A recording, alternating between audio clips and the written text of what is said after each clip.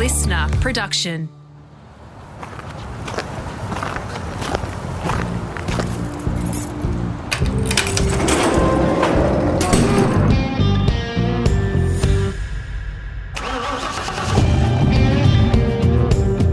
I'm automotive commentator and journalist Greg Rust, and this is Rusty's Garage. For this episode, I'm in South Australia, in the hills outside of Adelaide, on the eve of the penultimate round of the 2024 Australian Rally Championship. The roads here are fast, and one man who knows them well, having driven them for decades, is Ed Ordinski. It's like his backyard. South Aussie champion, Australian champion, a driver with an enviable record in international events too, who garnered lots of respect in the WRC for what he did, especially in production-based Group N machinery. Ed's story isn't just for rally enthusiasts though. You'll also hear some yarns on supercars, including a little-known offer from the Holden Racing team and his part in the famed Round Australia trial with the great Peter Brock. 20,000 gruelling Ks in a Commodore, and Ed was tailor-made for it. Ordinski was rightly inducted into the ARC Hall of Fame a decade ago, and around that time he shared some of the secrets of his success. That evening was the only time that he's really done that, but today he wants to impart some of those learnings for our listeners, what it takes to be the complete package. So, if there are young competitors listening to this pod, or you know maybe an aspiring driver or co-driver, this is a great chance for them to soak up some really sage advice, and most of it has nothing to do with driving. He's approaching 70. He doesn't look it. And Ed and his lovely wife Kath have invited me round for lunch before we get going. It's been a while since we caught up. My memories of him in iconic Rally Art Lancers in the early 2000s are very vivid, when the sport was going through this golden period with Possum Bourne in a Subaru, Neil Bates in Toyotas, and emerging stars like Dean Herridge, Cody Crocker, Scott Petter, and more. He might sound softly spoken, but you will find yourself hanging on his every word. Now, I need to put my hand up here. In the course of the chat and recounting some of the different cars, the many cars that he's rallied, I dived for some notes and I brought up Volvo. I was intrigued by that on his CV, but of course, that was circuit racing, a project that he did with some legends. He politely set me straight there too, thank you Ed. It's another of the great stories in this feature ep. Ed has also written for magazines, driven in eco-challenges from Darwin to Adelaide, and a whole lot more. It is a motorsport life well lived. He still loves it, and it's amazing how drawn to it he was from a very early age. Almost 3 hours flies by here, so we have split it into 3 parts for you. Listen at your leisure. We hope you enjoy the convo. I want to start with your early years, if I can. Did you tell me today, while we were having a bit of lunch here, that you actually originally came from England? Is that right? Yeah, that's correct. And, you know, the thing I most get asked these days is it's really a statement people I meet at car clubs or whatever say, you were so lucky in your career that your dad was able to buy you a Galant VR4 for your first rally, you know. And I think 1989, no, and my dad didn't buy it. And I actually think rallying really started for me as a child. You know, it's a funny thing to say, but, you know, I was a prolific reader as a kid in England, and I followed Minis in particular. You know, I was born in 1955 and 1959. The Mini came out. I thought an amazing car. So I, you know, was interested in seeing what cars were around the place. When a Mini came down our street in England, it was a big day, you know, to see that. And then on the boat from England, so we migrated here in 1963 as 10-pound Poms. There was a magazine, one of those British motorsport magazines, with the 1963 Monte Carlo Rally being covered. And the Minis came 3rd and 6th with Rauno Aaltonen and Paddy Hopkirk, little 997 CC Coopers. And I thought, you know, I can remember as a kid thinking I would love to do that. That'd be fantastic. And of course, once we got to Australia, Minis were winning everything in sight, you know, winning Bathurst, first 9 places. So a magazine is what sort of sparks a bit of the fire. When was the first time you either spectated, watched a bit of rallying? What was the thing when that really then crystallised or cemented it for you where you thought, this is me, I love this? Yeah. I loved rallies from reading car magazines because that was your only form of information about them. I guess Timo Mäkinen winning Thousand Lakes Rally in a Mini Cooper S, with some incredible footage of it over jumps with the bonnet coming up. I just thought that was unbelievable. I was in year 6 or 7 when that happened. But 1968, first year high school for me, London to Sydney Marathon, I persuaded my family to take me up to see the cars go through the Flinders Ranges. So 12, 13 years of age, seeing those cars come. They came through in the dark, so it was early hours of the morning. Roger Clark and Lotus Cortina coming from the back of the field, having had problems. Hearing those Weber carburetors sideways into sight. On that event up in the Flinders Range was a guy from the same high school as me, Blackwood High School, Andrew Hunter, and we were actually in the same class, but I'd never had much to do with him, and we met up there at the Flinders Ranges, and we've been best mates ever since, still best mates today, and he was my first co-driver. Amazing. Let's talk a little bit about first proper competition thing. Was it a rally sprint, a Carnacross? Was there a little sort of introduction to driving perhaps on gravel in some way? Certainly motorcarnas, you could afford to do those. So motorcar, I did a tiny little bit of karting. A friend of mine, David Melanie, had go-karts and we did some kart racing together, which I loved. I would like to have gone tarmac racing as well, but rallying is much easier to start in than circuit racing, certainly was back in that era. So motorcarnas, my first car was a Mini Deluxe 998 cc's, and I did motorcarnas and some hill climbs in that before rallying.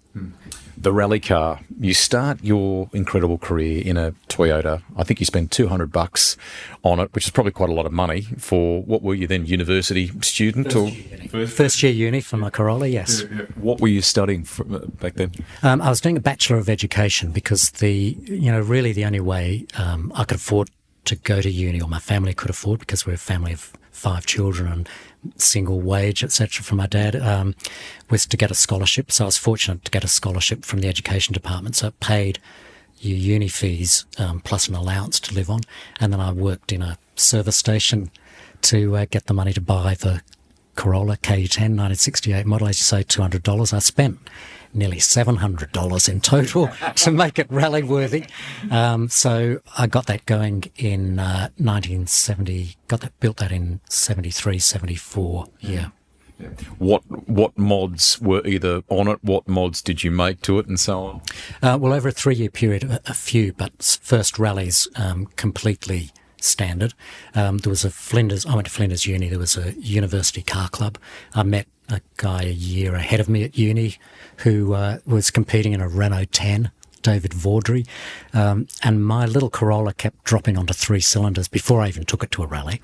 And he said to me that he had a guy who'd just come out from England called Mick Wooding at Wollonga in South Australia, had a workshop and was helping him with the Renault. I should bring it down there. So I drove down in the Corolla. Mick had a look and said he thought, it was in trouble with valves and it was low compression in 1 cylinder. And there was the rally I'd hoped to go in was coming up like a week and a half later.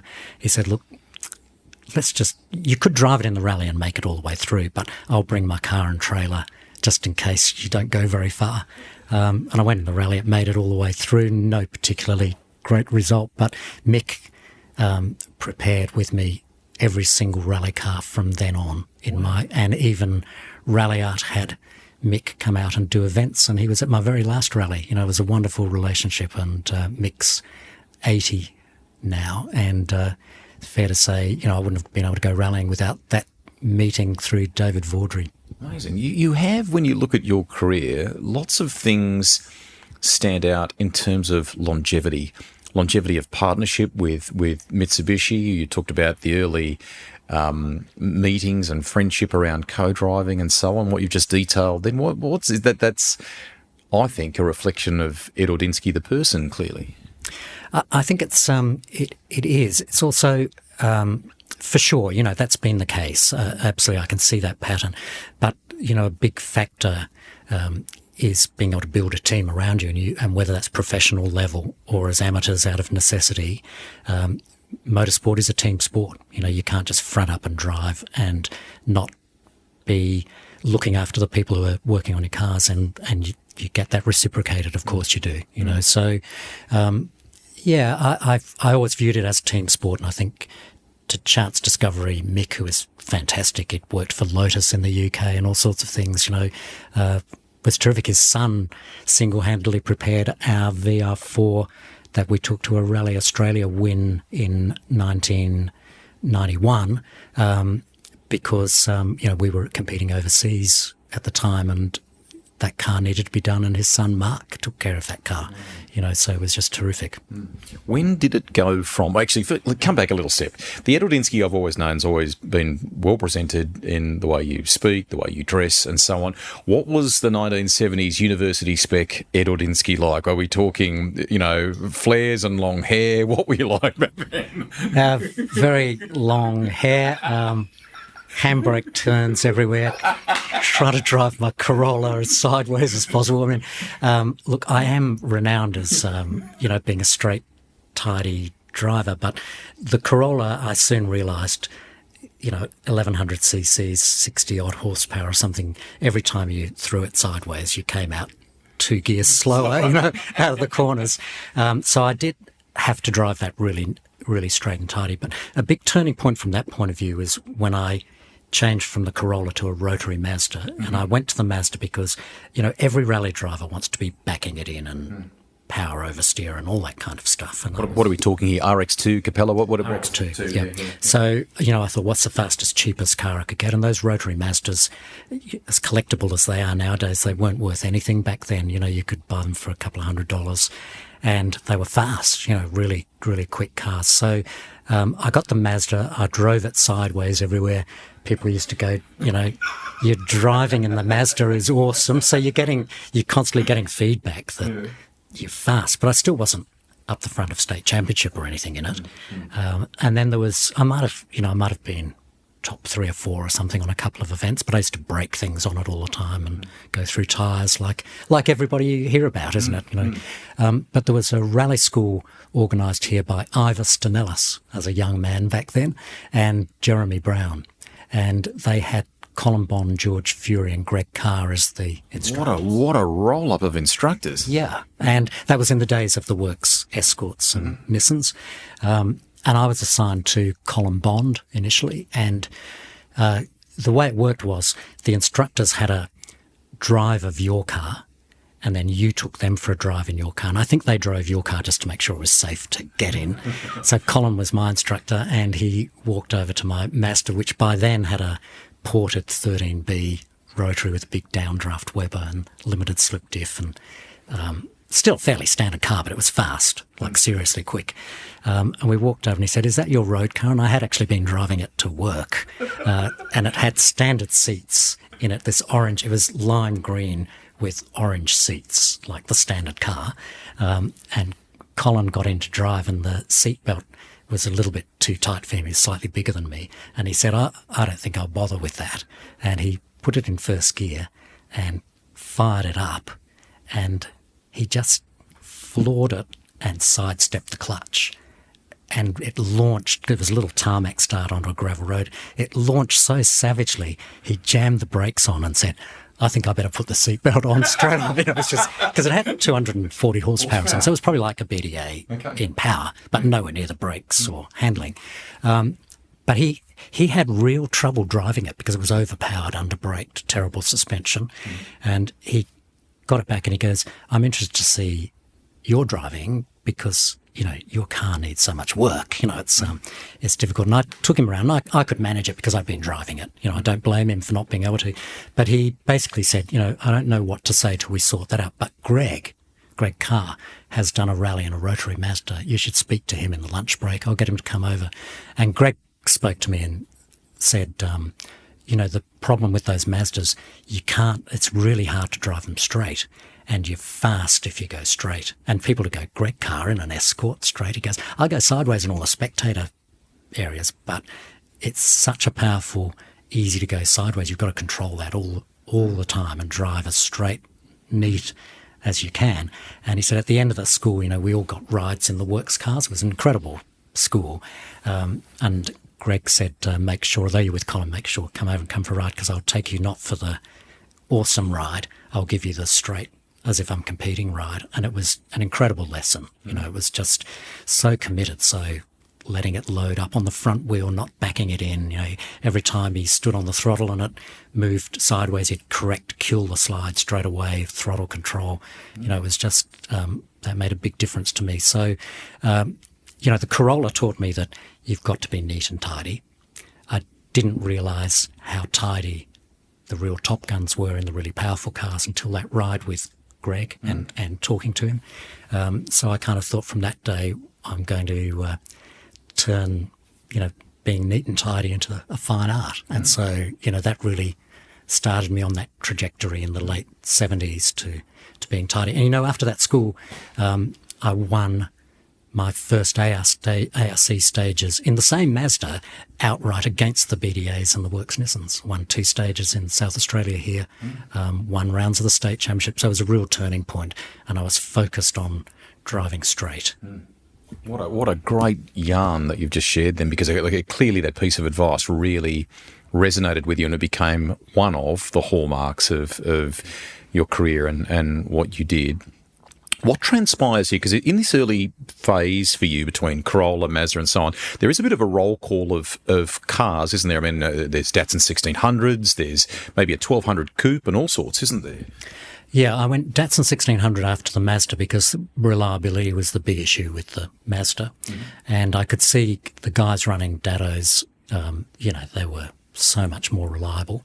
And a guy called Barry Burns was a state champion here in 1600s, gave me a drive of his, and I thought it was slower than the Mazda, but it was so forgiving and good over the rough stuff.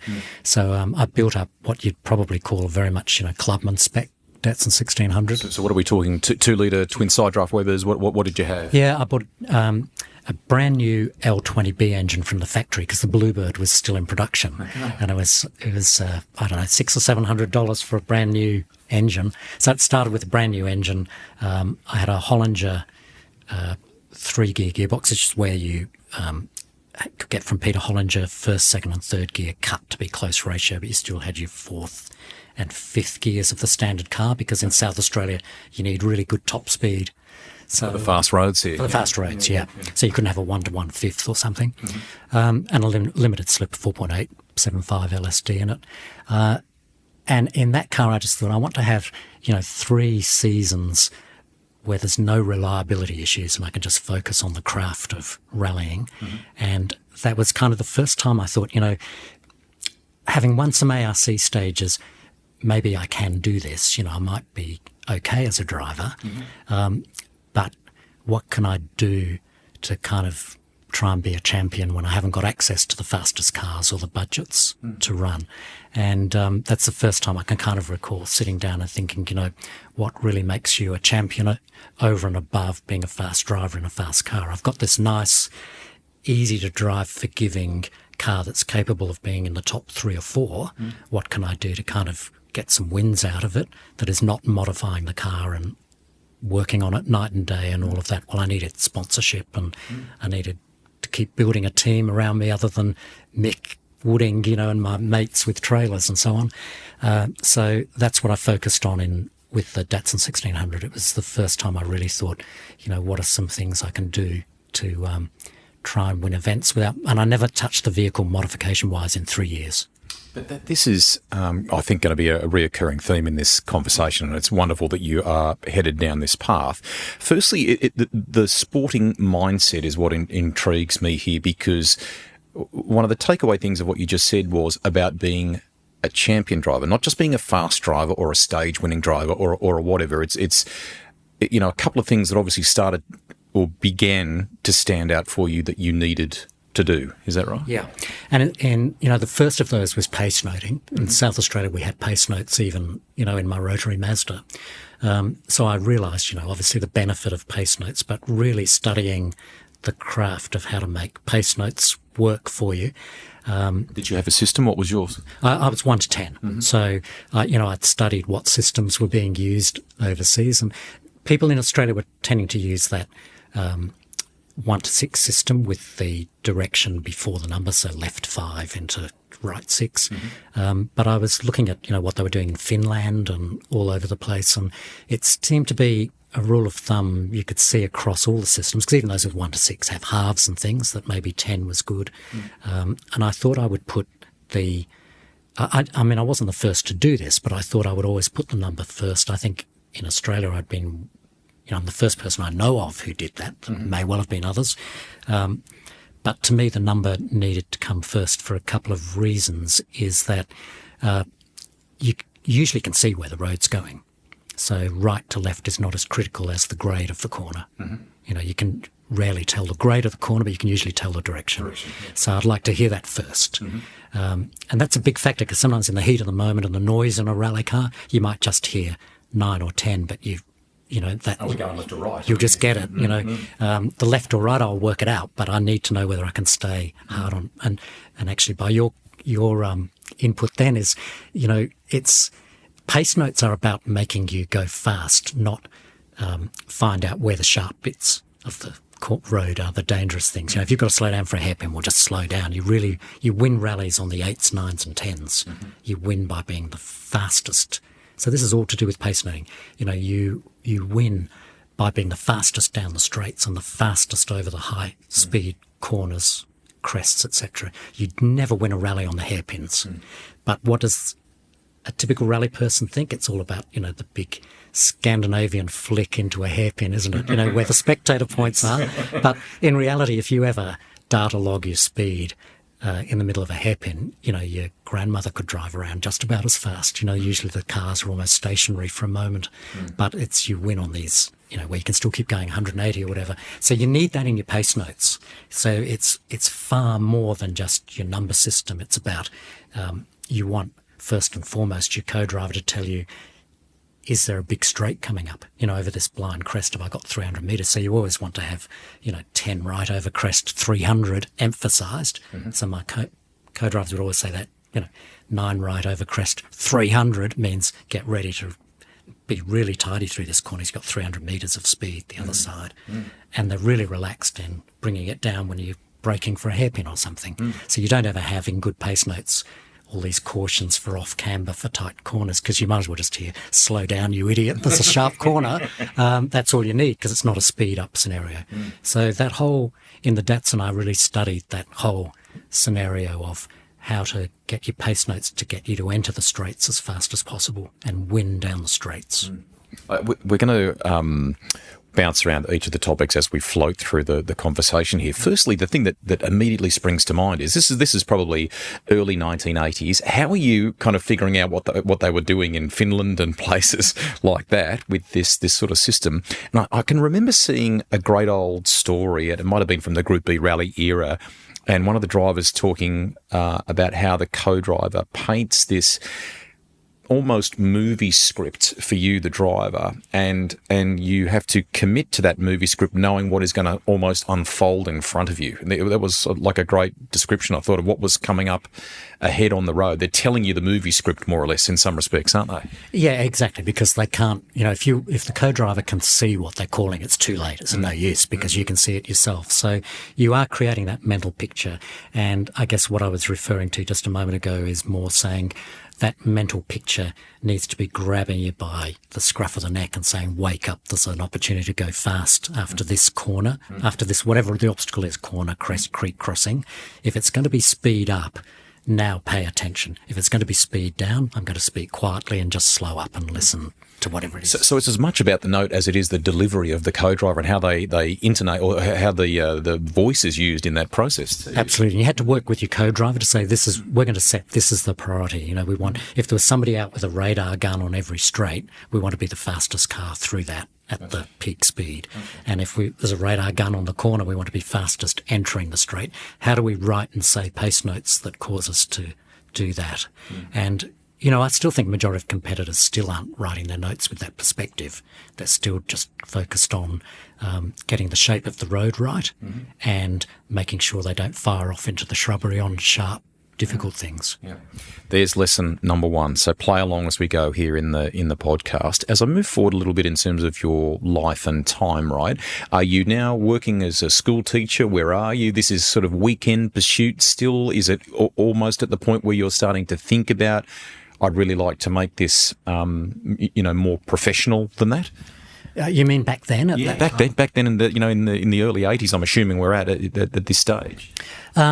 Always a dream. So if I went from the end point, my dream was to go and compete in a round of the World Championship. Yep. And we didn't have one in Australia in those days, so it would have been a dream to go to Finland. I didn't think that was realistic necessarily, but I was thinking, how I couldn't see a path to get there.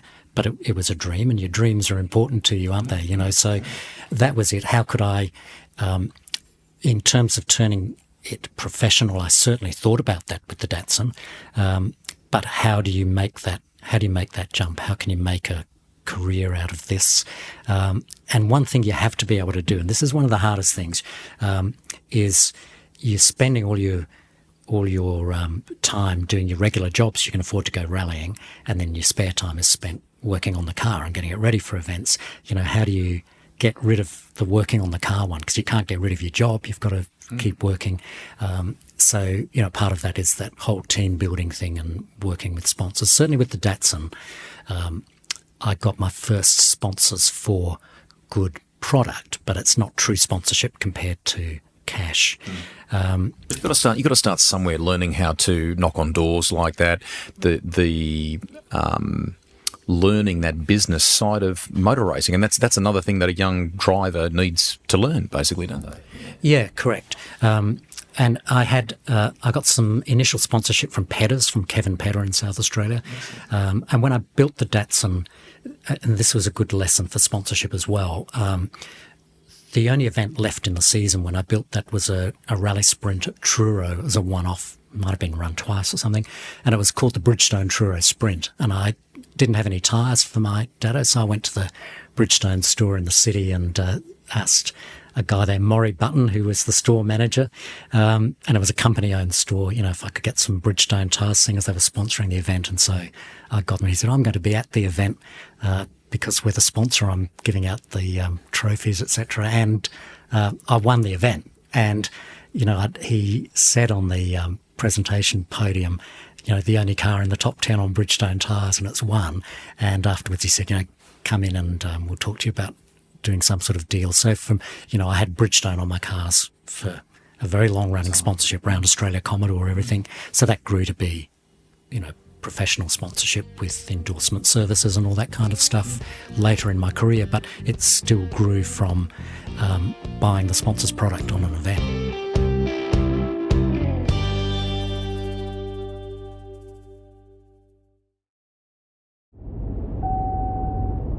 Another recent rally addition to Rusty's garage is Rob Herrick, who once let WRC legend Ari Vatanen drive his championship-winning Subaru. I'm thinking I wouldn't be changing third here because there's another corner coming up, and I'm thinking that was a pretty good effort. Right. So, and he only went fast in front of the cameras. The rest of the time we were just talking, and so he was a good guy. There's some fun stories in this three-parter. What is it with the rally guys? They love a chat. Back to Ed and Rusty now. What did you learn from understanding, providing return or value for the sponsor, even contractual responsibilities and things like that, I suppose, too? Yeah. Kevin Pedder was really instrumental in helping me with that too. I knew sponsorship wasn't stickers on cars or giving you product, but Kevin was really good at directing me down the path of how to try and measure return on investment. And I guess that's because Pedders was sponsoring a lot of people. Kevin himself was a very good rally driver. But that how do you measure that return on investment? And that's still the ongoing question, isn't it, with Toyota in the championship now? Yeah, how are they going to be measured at the end of each season? So with rallying, I learned in that era that making yourself available, having the car on display and giving rides in the cars was what separated you from any other sport, from sponsoring Boy Scouts, Girl Guides or, whatever it might be, the local cricket. You could actually take people for a ride in the car, take out on events. So the one-to-one thing. Experiential stuff. Yeah. It's, because we've got a unique form of motorsport where you can actually put people in the cars, and that doesn't exist in most other forms. Before we get to some all-wheel drive machinery, can we you've talked RX2, you've talked Datsun 1600. One thing we haven't spoken about that I reckon is on there, Volvo 850. Am I right? Did you rally one at one point in time, and did that thing stand out in Service Park? What was that thing like? Well, no, it was circuit racing. Oh, circuit racing, of course. Go, yes. Yes, it was. So later in my career, so that was Volvo's being run by George Shepherd.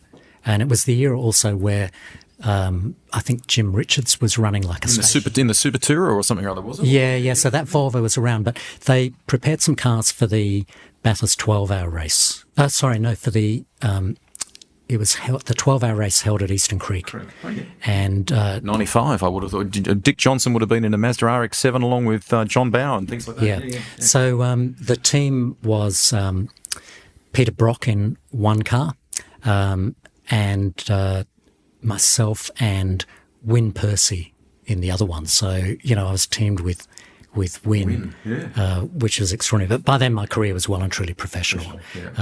So the 850 T5R was front-wheel drive, turbocharged and fast. Terrible in other respects. But no, it wasn't a bad thing. I think they're actually highly sought after now. Yeah, okay. So manual trans 850 T5R. I think we were running maybe 6th or 7th overall when our car failed with the heat from the turbocharger melted the steering rack boots. Both cars failed with that. Brock's car failed long before ours, but I think we might have been almost fighting for 5th or 6th place, so behind the sort of supercars, and certainly in the lead of our class, which was against mainly WRXs. We led the WRXs all the time. But, there's good lessons in that too, in that Wyn Percy joined the team and was a master of endurance racing. So when we first met to do testing and so on, and Wyn started as a rally driver, do you know? No, I didn't know that. Wow. Yeah, so that was the first thing he said. He walked into the team meeting, he arrived after me and said, where's my rally driver? Because I hadn't met him at that point. And for those who don't know, he was an incredible world standard touring car and sports car driver and everything. So absolute top of the range competitor. But yeah, he said, we shook hands and he said, I started in rallying in a Ford Anglia. And so we talked rallying for a while, but he was inspirational to the whole team. And there it is, that team building thing, isn't it? He was really, like Brock was too, no doubt about it. But he was the one who was really pushing for, we've got to coincide, do some testing, see what the tyre wear is like, and make sure we coincide our fuel stops with tyre change requirement. And that'll almost certainly mean you've got to drive to a lap time to minimise the number of stops in the pits over the course of the race. So he and I drove to that pattern, and, our teammates didn't. And so they ended up getting out of sync between needing tyres and fuel, and you could see how catastrophic that was for their progress in the race compared to us just following this relatively easy drive where you had to just, you could lap probably 2 seconds a lap quicker, but you killed the tyres. And by being a little more conservative, you coincided fuel and tyre strategy. Thank you for correcting me there. We bounced around a little bit to a bit of circuit racing. Can I rewind the clock back to 86? Was that, you talked about the win there before and Bridgestone and so on for, I think it was a rally sprint, but I'm talking about state title now here in South Australia. Was that the first kind of major piece of silverware in the cabinet at that stage for you? That actually came with my next car, Subaru RX Turbo. But the Datsun was, I was runner-up in the state championship, I think, every single year with that, to Barry Lowe, who became a double national champion. It's really interesting. That rally school I mentioned with Colin and George and Greg as the instructors, Barry Lowe was at that school as well. And, only 2 South Australians have won the national title, and we were both at the same driving school, so it says a lot, I think, for taking education. But Barry, he was the pinnacle, at state level, and he had a Datsun 1600 with a rotary engine in it. And our rotaries used to be built by the same. When I had a Mazda rotary, we had the same engine builder. But he built the most incredible cars, and his car, no doubt was a step above my 1600, and I'm not making excuses. I didn't have the wherewithal to build a car as fast as him. So if I could, I occasionally beat him on events or stages, but, I was not any real threat, but we were first and second both times. All times that I ran the Dado. So he was a really good benchmark. And so that's what focused me to really work on those things, to try and get as close to Barry Lowe as I could with the Dado. And, I studied physical fitness. I thought, well, if I can't be have as fast a car as Barry, I'll try and be fitter, because he had long events through the night and all of that. Can I win the stages at 3 o'clock in the morning, and all of that. So physical fitness became one of my top things that I studied, Did that help you from because it's such a concentration game, right? So to be at, your most agile at 3 a.m. in the morning. And what sort of things were you doing to now we look at the sort of training they do in Formula One and things. I mean, it's quite detailed training. What sort of things had you learnt or pioneered even? Yeah, obviously physical fitness, running, going to the gym, all of that kind of stuff. Any training that was good for endurance, I was willing to give it a go. And I was, I'm kind of getting distracted here because I'm thinking, I can't say I was ridiculed for it, but you have to remember that at this time, that era, rallies finished with a big bonfire and everybody getting drunk and driving, and all that kind of stuff out in the middle of nowhere. And to be the guy who was lightly built, well-groomed, quietly spoken, taking care of himself, you were very much an outsider, very different. But I believe, you only had to look at the people who were really doing well in WRC to see that they were super fit, trained athletes. And so, that was the path I wanted to go down. So there were plenty of books on that. You can look up how to do that, exercises every day, the whole bit, because the whole concept of physical fitness is to be able to do what it is you want to do with little effort, as effortlessly as possible. So, if you were getting tired at 3 a.m, well, you weren't fit enough for the job. Is that the kind of, I don't know where we are on our little checklist here, but where, we've covered the importance of pace noting, properly understanding that. You've just tackled fitness. You've loosely touched on team building, but obviously that and having a good group of people around you and the longevity that you've enjoyed with some of that. So that breeds trust and understanding and all those sorts of things. Did you recognise very early on just how vital that was for you too? Yeah, absolutely. And you've got to, when Mick and I were working together all the time and the people that we brought on board along with us, you've got to give those people a chance to grow and educate themselves as well. One of our very best mechanics, a guy called Craig Webber, was the apprentice of the year at a Subaru dealership. And we spoke to the Subaru dealer to see if we could borrow him for events, and he went on to work in sports cars and open wheeler cars in the UK. So you want to inspire people. Les Haldane, a great mechanic here, won the Clubman Championship when we won the state championship, and he went on to become, I think, the best Evo transmission builder in the country. So you've and that doesn't just happen because they fiddle around. You've got to create the opportunities and all of that sort of thing. If you want to build a team, it's not just about the driver, even though we all have the big ego once the flag drops. It's you've got to give people opportunities to do things. So you touched on Subaru there a moment ago and having an RX Turbo. I mean, this is at a point where probably in this country the sport is morphing from really good quality two-wheel drive cars into four-wheel drive spec machinery. Was there potential opportunity for you to have a bit of a blue path? You've had this amazing chapter with Mitsubishi and done all sorts of things, but did that maybe have a few moments where you were knocking on the door with Subaru and so on? Oh, well, I'm really grateful to Subaru because that whole RX Turbo program in the 1980s, which Barry Lowe was a recipient as well, they essentially brought in 20 four-wheel drive turbo Subarus, the Leone shape, so pre-WRX, pretty agricultural cars. And they were pretty much offered to the people who were up the front of their state championships first. So you applied to be able to buy one for, I think, the car retail was maybe $22,000, and you could buy them for about $10,000 from Subaru. But more importantly, they gave you this incredible package of spare parts. You put up a bond, but the parts were supplied at landed cost, so ridiculously cheap. So the car, I think I probably paid, let's say I paid $10,000 for the Subaru. I sold my Datto 1600 for close to that. And the parts for the Subaru were cheaper than parts from the wreckers for the Datsun. So it was a way to get the brand established in Australia from Subaru's point of view.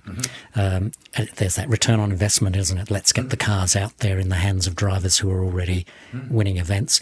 Barry's role was he had the resources through Pedders and through Autosport to do the national championship, and I had sponsorship from Pedders and the support of Subaru to do the state championship. And there was no turning back once you went down that path. Nick Senior was the guy putting that program together, and as you know, he became managing director and oversaw the whole Possum Bourne era of Subarus in Australia. So Nick was the guy I reported to back then from a return on investment point of view, and we won every single round of the state championship in that car. So it was I suddenly had a fast car, the sponsorship, and I had all of these other things in a row that could make you a champion. I was fit, I knew how to pace note, I had a good team around me, etc., and knew how to look after the sponsors.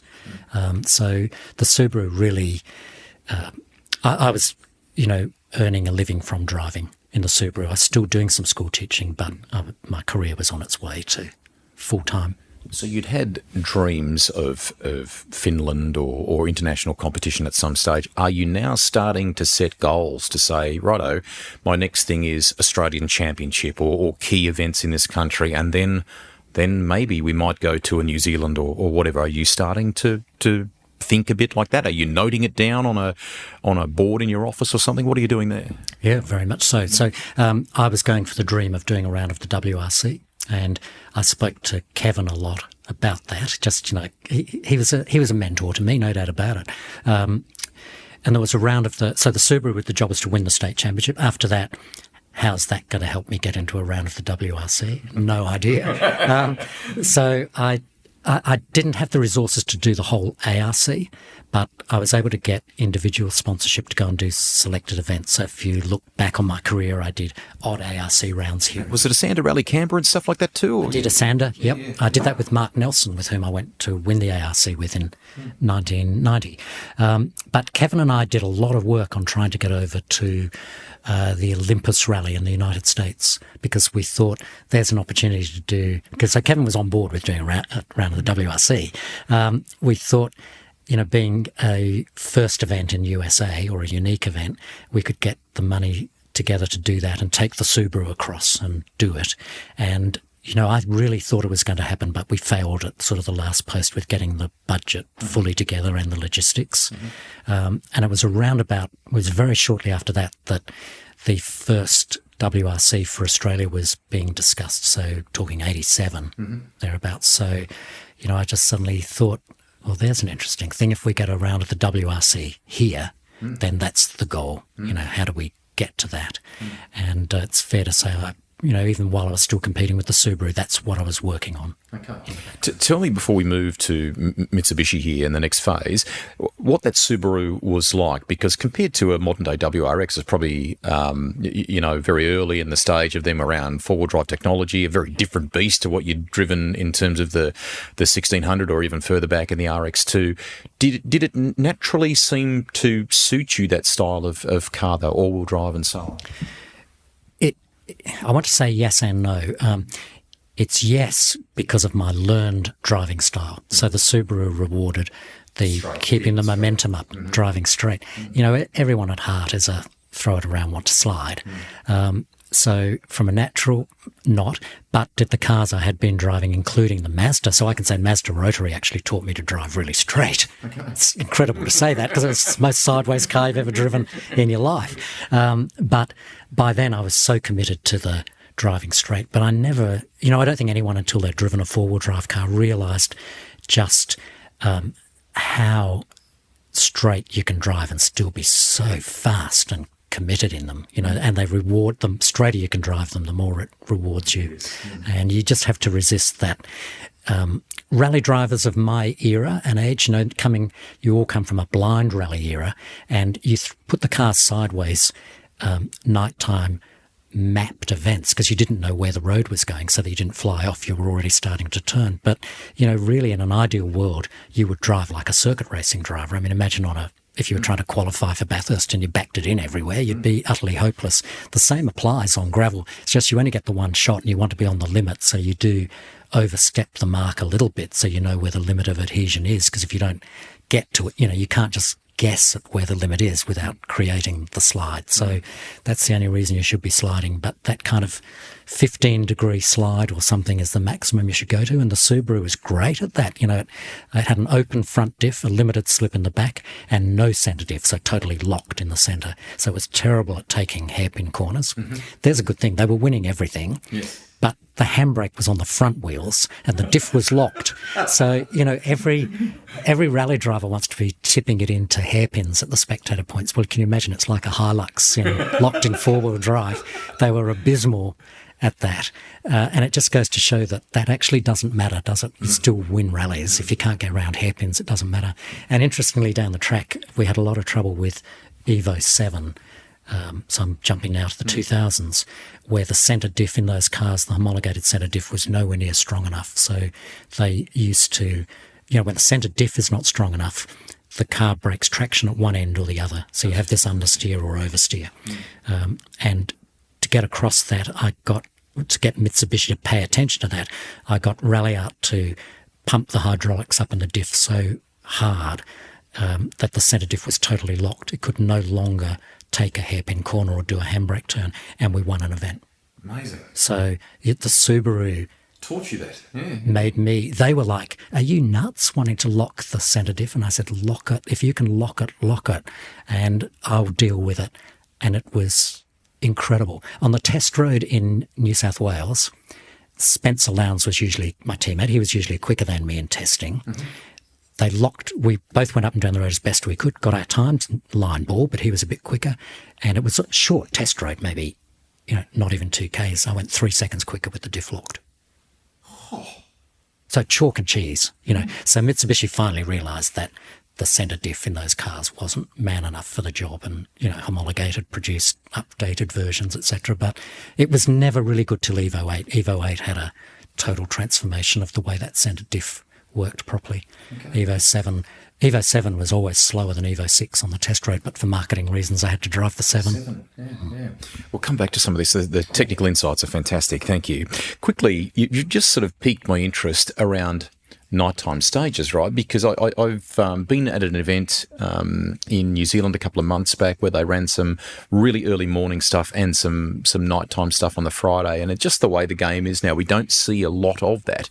Did you enjoy that? It's such a spectacle. It reminded me, doing that on the South Island of New Zealand, it just takes rally fans back to what it used to be like, doesn't it?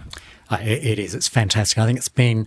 They're coming back in a few night stages, as you say, but, the loss of that from most events, I think, is changes the sport enormously. I sound like an old guy saying that, and maybe people don't want to be doing long events, or maybe the spectators don't want to be out there in the cold and rain at night, but it was wonderful to drive in that. There's nothing like being on pace notes in cresty mountainous country in the dark, in the tunnel of light, and just kind of like, having that experience of the speed and the just committing to all the corners down, and the one little bit of road you can see is just the best reward. It's fantastic.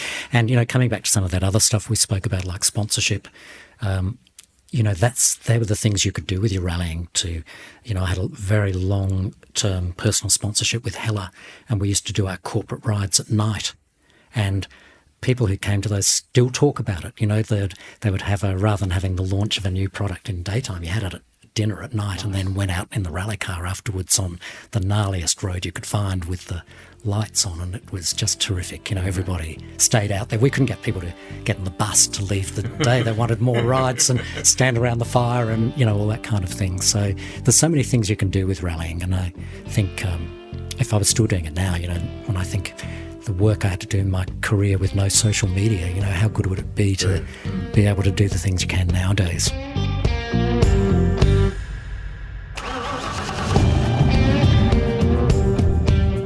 That's the end of part one of my podcast with Australian Rally champion Ed Ordinski, but we have so many stages of his life still to cover.